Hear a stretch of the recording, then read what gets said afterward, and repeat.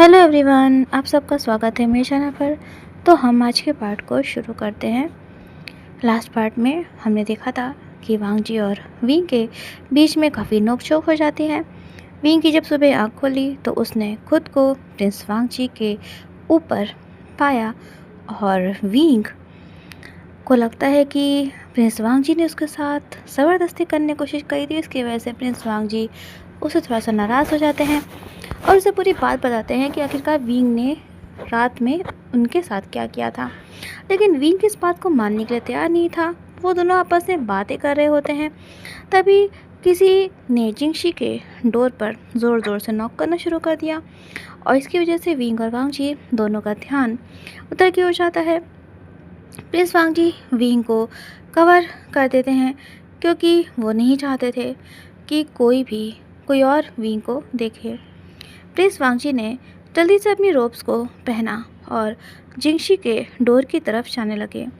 उन्होंने door open किया तो देखा उनकी सिस्टर इन लॉ ये शिवू अपनी 2 मेड्स के साथ खड़ी हुई थी, मेड सर्वेंट्स के साथ खड़ी हुई थी और उनके हाथ में रोब्स और वाइट रिबन था। वांग जी ने अपनी सिस्टर इन लॉ को बो किया। ये शिवू बहुत गौर से वांग जी को देख रही थी। वो कहती हैं, वांग जी प्लीज़ मुझसे गुस्सा मत होना, आई एम रियली सॉरी। मुझे तुम्हें इतनी सुबह डिस्टर्ब नहीं करना चाहिए था, लेकिन क्या करूं, मजबूर थी, करना ही पड़ा। ये शिवू जिंगशी में विंग को ढूंढ रही थी। वो कहती है, वांग जी आई होप मैंने तुम्हारी लाइफ के इतने इम्पोर्टेंट वक्त में तुम्हें ज़्यादा डिस्टर्ब नहीं किया होगा। तुम और तुम्हारी वाइफ वेवुशन ने अपने वक्त को अच्छे से बिताया होगा, लेकिन विंग नहीं दिख रहा है। क्या अभी तक वो सो के नहीं उठा? ओह आई एम सॉरी, मैं तो भूल ही गई थी। आज कोसू में वेवुशियन का पहला दिन है।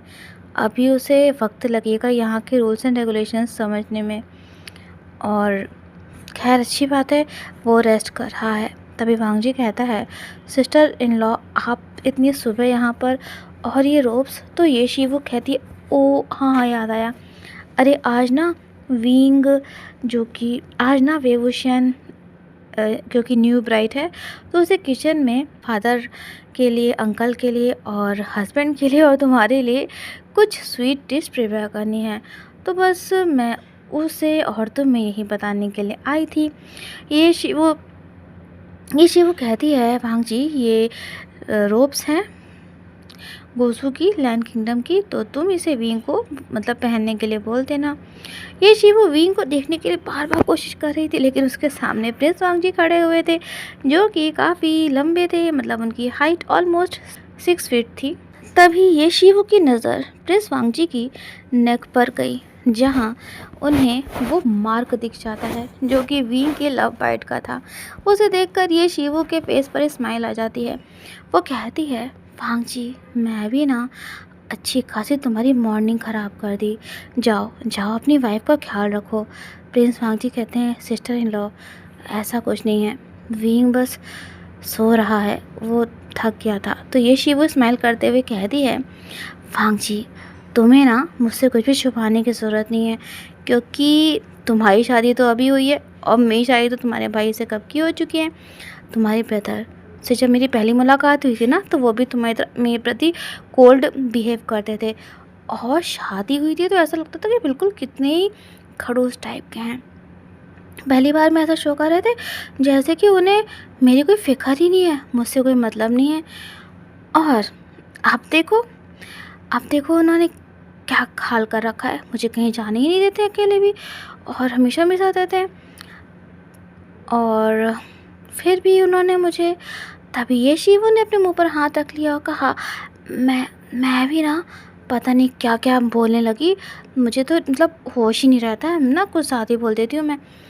वांग जी अभी तुम जाओ, वेवुशियन नींद से जागने ही वाला होगा, और अगर वो तुम्हें नहीं देखेगा तो वो परेशान हो जाएगा। ये शिवू पीछे मुड़कर वहाँ से जाने लगती है। वो कुछ दूर चलते चलते अचानक से रुक गई और बोली, वांग जी वेवुशियन के लिए गोसू का माहौल, यहाँ के लोग, यहाँ के रूल्स रेगुलेशंस और सब कुछ बिल्कुल न्यू है, उसके न्यू घर की तरह है। उसे यहाँ के रूल्स के बारे में कुछ भी नहीं पता। वांग जी, तुम वे वुशियन के हस्बैंड हो, तो तुम्हारा फ़र्ज़ है उसका ध्यान रखना। वांग जी, तुम्हें वे वुशियन का अच्छे से ध्यान रखना होगा, उसे बिल्कुल भी उदास मत होने देना। तुम्हें उसे यहाँ कंफर्टेबल फील करवाना होगा। आई होप तुम जैसे एक अच्छे बेटे हो, अच्छे भाई हो, वैसे ही एक अच्छे हस्बैंड भी बनोगे। वे वुशियन का ध्यान रखना वांग जी, और किसी को भी उसे कभी तकलीफ़ मत देने देना। वांग जी चुपचाप ये शिवू की सारी बातें सुन रहा था। वो कहता है, सिस्टर इन लॉ, हम दोनों टाइम पर आ जाएंगे, आप बेफिक्र रहिए, और ब्रदर से कह दीजिएगा कि अगर कोई न्यूज़ है वॉर से रिलेटेड तो मुझे वो ज़रूर बता देंगे। ये सुनकर ये शिवू ना गुस्से में बोलती है, वांग जी, तुम्हारी नई नई शादी हुई है और अभी भी तुम्हें वॉर और इन सब के बारे में पड़ा हुआ है। हाँ हाँ, पता है, हमारे किंगडम के बहुत सारे दुश्मन हैं, लेकिन इसका मतलब ये नहीं कि तुम अपनी न्यू लाइफ को ऐसे इग्नोर कर दो। अभी तुम्हारी सबसे पहली प्रायोरिटी वे वुशियन है, उसका तुम्हें ध्यान रखना है, उसका साथ देना है, उसे प्यार करना है, ताकि उसे यहाँ बिल्कुल भी ना अकेलापन ना फील हो। तो वांग जी को लगता है कि उसने शायद गलत बोल दिया था इस वक्त पर, तो वो कहता है, ओके सिस्टर इन लॉ। और कुछ देर में ही ये शिवू वांग जी की नज़रों से ओझल सी हो गई। वांग जी कुछ देर तक वहीं पर खड़ा रहा और कुछ सोच रहा था। फिर वो वापस चिंगशी के अंदर आ गया और उसने डोर को क्लोज कर लिया। लेकिन ये क्या, जैसे ही वो पीछे मुड़ा तो वो एकदम से फ्लिंच हो गया। विंग उसके सामने खड़ा हुआ था और गुस्से में उसकी तरफ देख रहा था। विंग की नज़रें वांग जी पर से हटी नहीं रही थी। वो कहता है, हस्बैंड आप द इवनिंग्स। वांग जी बोले, विंग, तुम यहाँ क्या कर रहे हो? मैं तुमसे कहा था ना कि तुम यहीं बेड पर लेटे रहो। तभी विंग कहता है, हस्बैंड, आप समझते क्या हो खुद को? आपको पता है आपने मुझे इतना टाइटली कवर कर दिया था ना कि मैं क्या बोलूँ, मुझे सांस नहीं आ रही थी, मैं सांस नहीं ले पा रहा था। आपने मुझे कवर किया था, मुझे छुपाने के लिए या फिर मेरी जान लेने के लिए? हाँ, मुझे सांस नहीं आ रही थी, समझे आप? प्रिंस वांग जी ने तभी एकदम से विंग को दीवार के सहारे पुश कर दिया और उसके करीब आते हुए कहा, विंग, क्या तुम भूल गए कि कल रात तुमने मेरे साथ क्या किया था? अगर मुझे तुम्हें मारना होता, कि जिस तरह से तुमने मुझे टच किया था, जिस तरह से तुमने मेरे नेक पर बाइट किया था और जिस तरह से तुमने मुझे मार किया था, तो विंग, कल रात में ही मैं तुम्हारी जान ले लेता। विंग ने अपनी नज़रें तभी दूसरी तरफ कर ली और कहा, मैंने आपके साथ कुछ भी नहीं किया है। मैं बोल रहा हूँ ना कि ये मार्क्स मेरे बनाए नहीं हैं।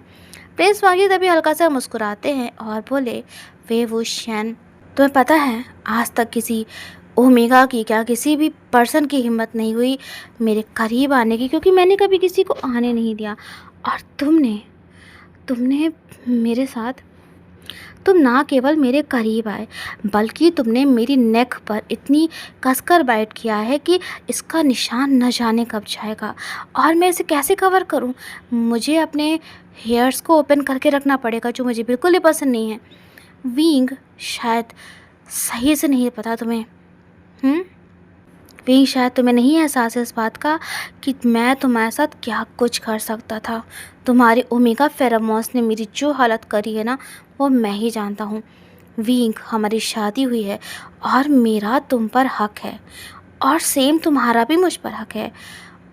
लेकिन विंग, सच पता है तुम्हें कि मुझे शादी में कोई इंटरेस्ट नहीं है, तो प्लीज़ मुझे फोर्स मत करो कि मैं तुम्हें किसी भी तरह की कोई तकलीफ़ दूँ, क्योंकि मैं ऐसा नहीं करना चाहता हूँ।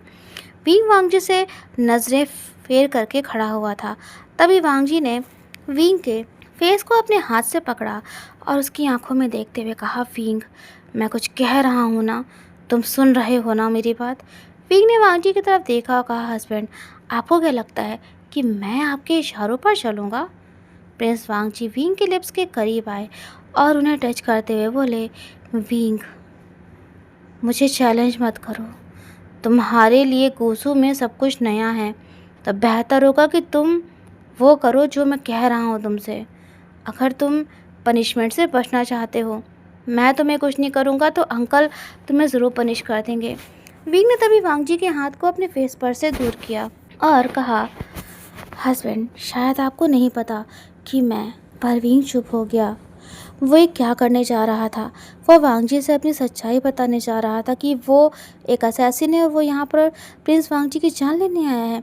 विंग ने अपने गुस्से को कंट्रोल किया। तभी प्रिंस वांग जी कहते हैं, विंग, मुझे क्या नहीं पता है। लेकिन विंग ने उन्हें कुछ नहीं बोला और चुपचाप जाकर बेड पर बैठ गया। प्रिंस वांग जी और विंग के बीच में एक अनकही तकरार हो रही थी।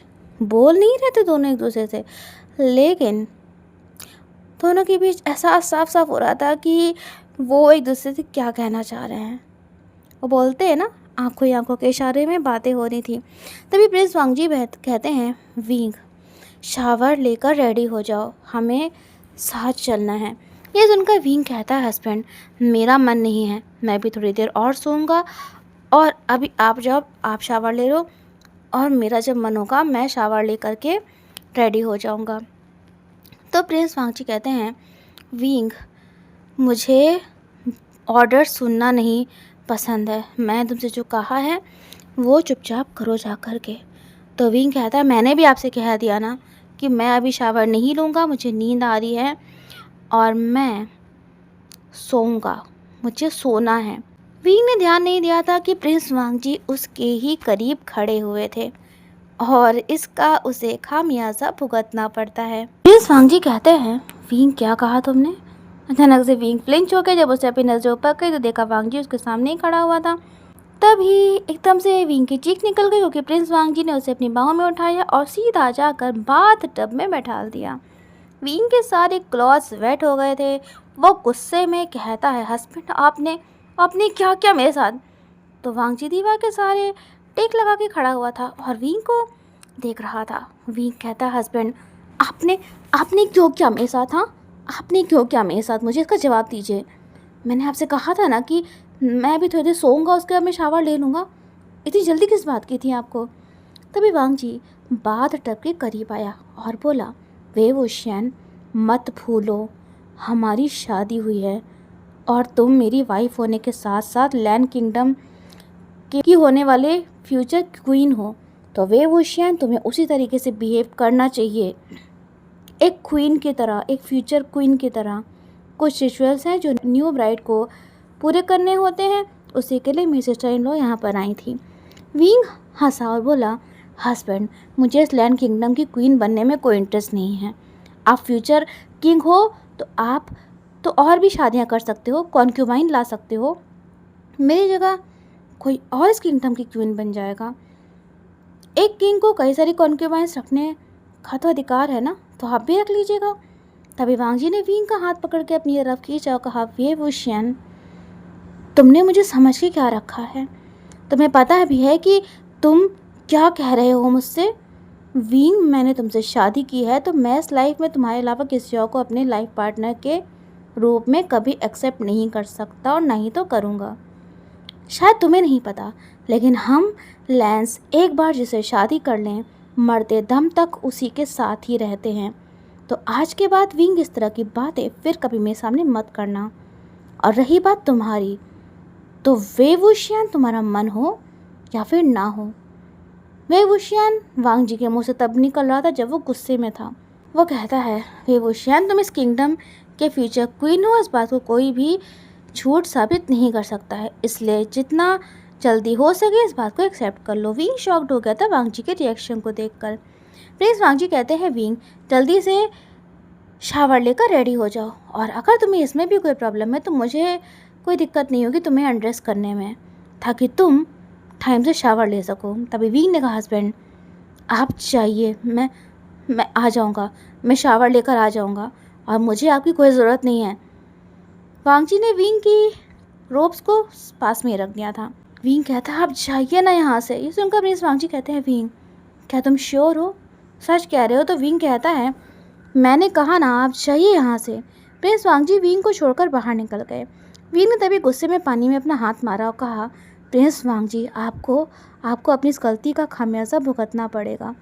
हल्की फुल्की लड़ाई के बाद फाइनली विंग और प्रिंस वांग जी तैयार हो गए। विंग ने आज लैंड किंगडम की रोब्स को पहना हुआ था।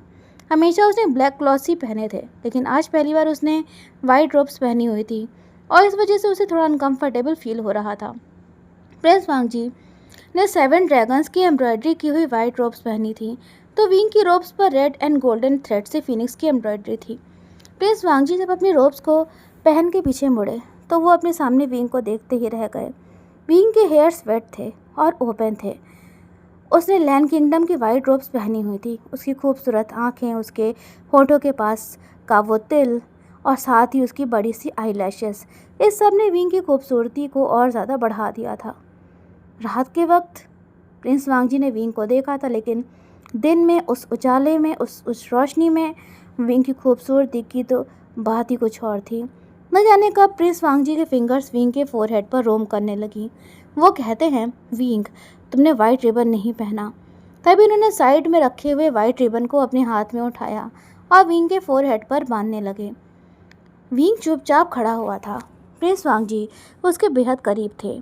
उनसे आ रही सैंडलवुड की सेंट ने ऐसा लगा विंग को अपने बस में कर रखा था। वो प्रिंस वांग जी पर से अपनी नज़रें हटा ही नहीं पा रहा था। तभी अचानक से उसकी और प्रिंस वांग जी की नज़रें मिली तो एकदम से विंग की पूरी बॉडी में सिरहन सी हो गई। उसे तुरंत अपने कदम पीछे कर लिए और कहा, हस्बैंड, हमें चलना चाहिए। लेकिन ये क्या, वांग जी तो बस विंग को देखते ही जा रहा था। ऐसा लग रहा था कि उसकी आंखों में विंग की इमेज ही दिख रही थी, उसे कुछ और दिख नहीं रहा था। तभी विंग ने ऐसे हाथ फेरा वांग जी की आंखों के सामने, कहा, हस्बैंड, मैं तैयार हो गया हूँ, हमें चलना चाहिए। तो वांग जी ने कहा, हाँ। और इसके बाद विंग और वांग जी जिंगशी से बाहर निकल गए, क्योंकि उन्हें अभी और रिचुअल्स जो पूरे करने थे। सो फ्रेंड्स, कैसा लगा आज का पार्ट ज़रूर बताइएगा। अगर अच्छी लग रही है स्टोरी तो प्लीज़ मेरे वीडियो को लाइक, शेयर, चैनल को सब्सक्राइब करना मत भूलिएगा। मिलते हैं नेक्स्ट पार्ट में। Till then take care and have a nice day everyone.